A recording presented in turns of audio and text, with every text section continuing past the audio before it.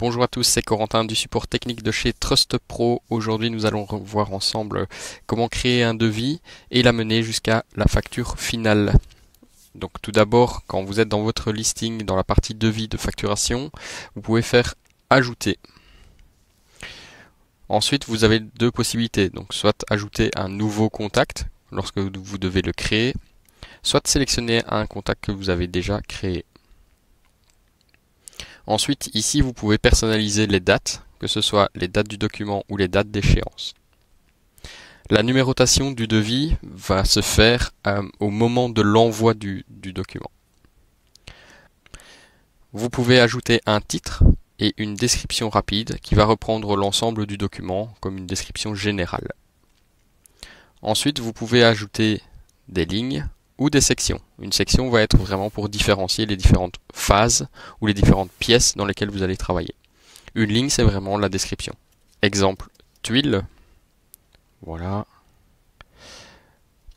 Une rapide description. Un prix de vente, un prix d'achat, une quantité, imaginons 100 mètres carrés, et une TVA.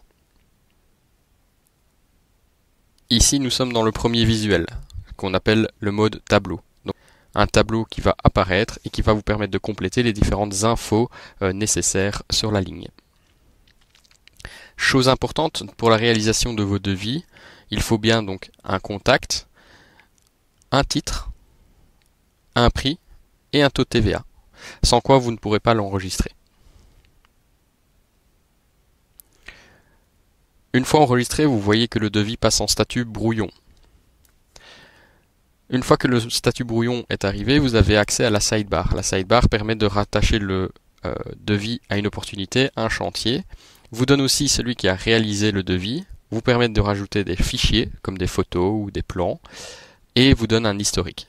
Ici, ce sont création du document, mise à jour, mais vous avez aussi les historiques d'envoi. Dans le devis, vous avez un deuxième type de visuel que vous pourrez retrouver via les paramètres d'affichage. Afficher le mode avancé. Le mode avancé va vous permettre de vraiment splitter toutes les cases et donc de compléter très facilement en faisant par exemple un passage à la ligne.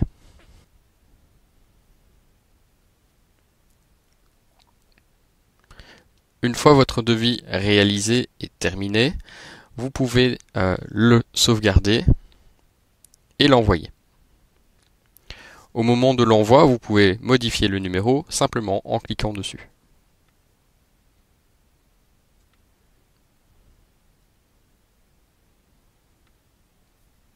Vous avez la fenêtre d'envoi de mail qui s'ouvre et qui vous permet d'envoyer et d'encore ajouter un fichier.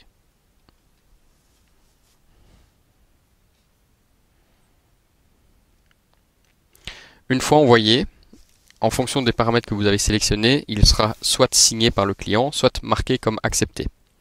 Si jamais le client vous contacte pour dire qu'il accepte le devis, vous pouvez changer le statut via changer de statut et le marquer comme accepté ou décliné. Vous pouvez ensuite créer une facture d'acompte, soit en sélectionnant via le curseur le pourcentage que vous souhaitez facturer, soit en l'indiquant directement, soit en indiquant un montant TVAC de votre choix. Voilà, nous avons donc créé une facture d'acompte avec la mention du devis auquel elle correspond. Vous êtes sur un statut brouillon, il vous suffit donc de l'envoyer.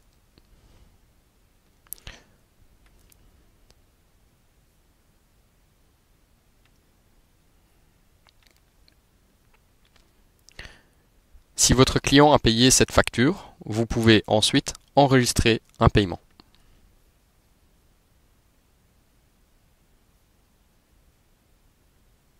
Si nous retournons dans le devis initial, nous voyons donc qu'il a été facturé à 63% puisque nous avons pris 2000 € des 3180 et nous pouvons créer une facture finale qui va clôturer donc la facturation dédiée à ce devis. On veille à bien cocher comme c'est par défaut la facture d'acompte, histoire qu'elle soit déduite de la facture finale. Dans la facture finale, vous retrouvez l'ensemble des lignes dédiées à la description du devis, ainsi qu'une ligne acompte, avec les différentes factures d'acompte qui se rapportent à ce devis.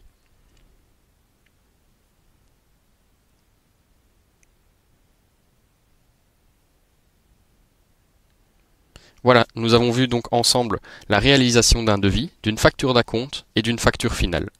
Si vous avez d'autres questions ou si vous souhaitez simplement d'autres renseignements, n'hésitez pas à contacter notre support technique ou à nous envoyer un email à l'adresse support@trustup.pro. Je vous souhaite une belle journée.